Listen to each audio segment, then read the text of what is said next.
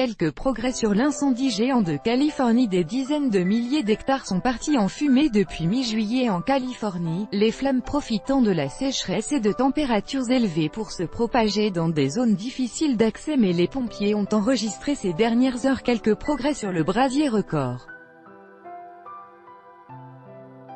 Les conditions climatiques devraient rester favorables aux incendies au moins jusqu'à samedi soir, selon l'antenne de Sacramento des services météorologiques NWS, avec des vents soufflant jusqu'à près de 60 km/h sur les hauteurs et un mercure pouvant grimper jusqu'à 35 degrés Celsius dans les régions montagneuses et à 39 degrés dans les plaines. La fumée et le brouillard vont continuer d'affecter le nord de la Californie, a-t-elle précisé sur Twitter.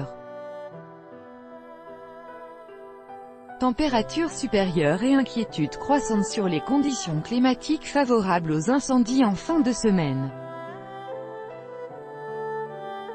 Incendie, Mendocino Complex, le 8 août 2018. Copyright AFP, Simon Malfatto. Pour les quelques 14 000 pompiers mobilisés actuellement sur le front des incendies à travers toute la Californie, la météo peut radicalement changer la donne comme ces dernières 24 heures sur le Mendocino Complex, qui a battu lundi soir le record du plus destructeur de l'État en superficie. Le temps a été un facteur très important aujourd'hui et grâce aux vents d'altitude qui ont recouvert de fumée la zone du feu, cela a entraîné des températures plus basses que prévu, a expliqué Cal Fire, service des pompiers de Californie, dans un communiqué mardi soir. Cette baisse de la température a permis aux équipes de poursuivre leur œuvre précieuse pour contenir le périmètre du feu, ralentir la propagation du feu, a précisé l'organisme, prévoyant que les 4000 pompiers luttant contre cet incendie continuent de tirer avantage dans la nuit de mardi à mercredi de ces conditions.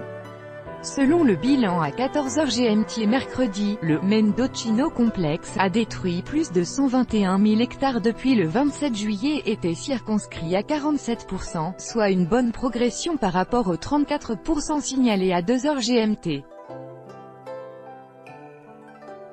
Cal Fire anticipe qu'il soit cerné totalement au 1er septembre. 28 000 pompiers, des centaines de maisons ont été détruites par les incendies en Californie, comme à Spring Valley photographié le 7 août 2018. Copyright AFP, Josh Edelson. Il est composé en réalité de deux foyers mitoyens, le Ranch Fire, le plus important avec près de 102 000 hectares brûlés, qui était maîtrisé à 46% mercredi matin, et le River Fire, circonscrit à 81%, plus au nord, près de la ville de Redding. L'incendie, car, restait maîtrisé à 47% au petit matin avec plus de 70 200 hectares détruits.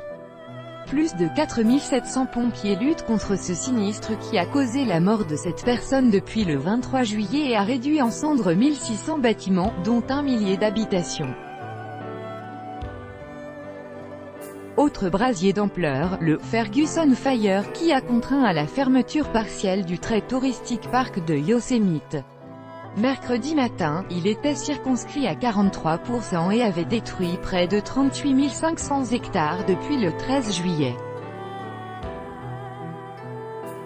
Le Centre national des incendies, NIFC, qui regroupe 9 agences américaines de gestion des feux, a indiqué que sur la seule journée de lundi plus de 127 brasiers ont sévi dans 11 États américains, représentant alors près de 650 000 hectares détruits. Il a fait appel à l'armée pour que des militaires s'ajoutent aux renforts déjà envoyés par de nombreux États américains et depuis l'étranger, comme l'Australie et la Nouvelle-Zélande. Lundi, plus de 28.000 personnes luttent contre les flammes dans le pays, je ne peux exprimer assez de reconnaissance à toutes les ressources locales, de l'État, des autres États, fédéraux, privés et de l'étranger qui ont répondu face-aux. Plusieurs dizaines de milliers de personnes ont été évacuées en près d'un mois, dont un certain nombre ont été autorisées à rentrer chez elles après le passage des flammes. Le président américain Donald Trump a déclaré dimanche l'état de catastrophe naturelle en Californie, en ordonnant une assistance fédérale aux autorités locales. Tout droit de reproduction et de représentation réservé. Copyright 2018, Agence France Presse.